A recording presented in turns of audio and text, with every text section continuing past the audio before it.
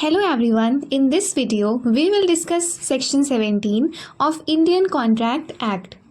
So, fraud is defined in section 17. Fraud means and includes any of the following acts if they are committed by a party to a contract with intent to deceive another party or to induce him to enter into the contract. तो fraud का मतलब होता है कि कोई भी ऐसा act करना जो कि पार्टी जो है कॉन्ट्रैक्ट में वो कमिट कर रही है इंटेंशन के साथ कि वो सामने वाली पार्टी को धोखा दे या उसको कॉन्ट्रैक्ट में इंटर कराए, इंड्यूस करे कॉन्ट्रैक्ट में आने के लिए. अब according to section 17 sub clause 1, suggestion as a fact of that which is not true by one who does not believe it to be true. तो सेक्शन 17 सब क्लॉज 1 ये कहता है कि एक ऐसा स्टेटमेंट ऑफ फैक्ट बताना जो कि सच नहीं है और जो इंसान बता रहा है वो फैक्ट उसे पता है कि वो सच नहीं है बट वो उसको रिप्रेजेंट करता है as true.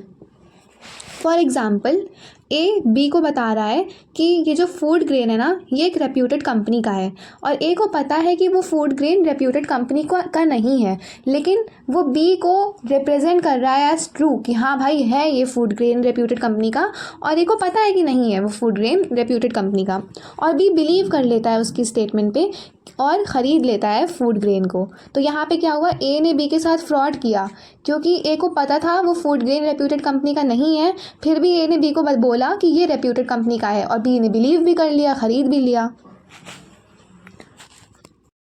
Section 17 sub clause 2 provides that active concealment of a fact by one having knowledge or belief of the fact is fraud. तो यहाँ पे अगर कोई एक्टिव कंसीलमेंट कर रहा है किसी फैक्ट को छुपाने के लिए और उसे पता है कि एक्चुअल में वो फैक्ट क्या है, तो ये क्या हो जाएगा, फ्रॉड होगा. अब एक्टिव कंसीलमेंट और पैसिव कंसीलमेंट क्या होता है. एक्टिव कंसीलमेंट का मतलब होता है कि आप किसी फैक्ट को छुपाने के लिए कोई एक्ट कर रहे हैं, और पैसिव कंसीलमेंट का मतलब होता है कि आप किसी मटेरियल फैक्ट पे आप चुप रह रहे हैं, दैट इज़ पैसिव कंसीलमेंट. तो एक्टिव कंसीलमेंट फ्रॉड होता है.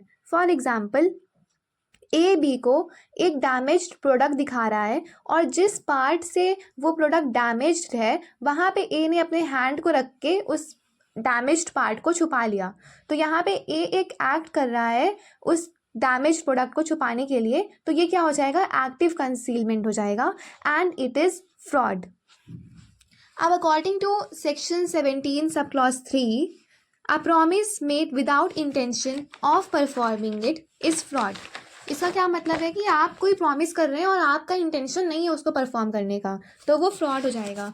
और इस प्रोविज़न को इन्वोक करने के लिए हमें ये प्रूव करना पड़ेगा कि उस इंसान ने कभी भी स्टार्टिंग से ही कोई इंटेंशन नहीं किया था प्रॉमिस को फुलफ़िल करने के लिए. फॉर एग्ज़ाम्पल ए बी के साथ कॉन्ट्रैक्ट करता है कि ए पियानो प्ले करेगा एक कॉन्सर्ट में और ए को पियानो प्ले ही करने नहीं आता, तो क्या हुआ, ये तो फ्रॉड हो गया क्योंकि ए का कभी इंटेंशन ही नहीं था उसको परफॉर्म करने का, उसने बस प्रॉमिस कर दिया. बिकॉज ए को तो आता ही नहीं था ना पियानो प्ले करना, तो वो कैसे पियानो प्ले करता कॉन्सर्ट में. So this is fraud. Section 17 sub clause 4 provides that any other act fitted to deceive may also amount to fraud. तो यहाँ पे ये मतलब है कि अगर कोई एक्ट है जो कि जिसे पता चल रहा है कि हाँ ये एक्ट डिसीव करने के इंटेंशन के लिए परफॉर्म किया गया है, बट वो एक्ट एज सच मेंशन नहीं है किसी लॉ में या एक्ट में कि दिस इज़ फ्रॉड, तो वो भी फ्रॉड कहलाएगा if that act is fitted to deceive. According to section 17 sub clause 5, any act or omission which the law specifically declares to be fraudulent is also fraud for the purpose of this section. तो अगर किसी और act में किसी और law में act में specifically किसी एक्ट को फ्रॉडुलेंट डिक्लेयर किया गया है तो वो इंडियन कॉन्ट्रैक्ट एक्ट में भी फ्रॉड कहलाएगा. For example where an act is declared fraudulent under section 53 of transfer of property act it amounts to fraud in Indian contract act also. मतलब अगर किसी और एक्ट में भी किसी एक्ट को फ्रॉड कहा गया है, फ्रॉडुलेंट कहा गया है, तो वो इंडियन कॉन्ट्रैक्ट एक्ट के फ्रॉड सेक्शन में आएगा और फ्रॉड कहलाएगा इंडियन कॉन्ट्रैक्ट एक्ट के तहत भी.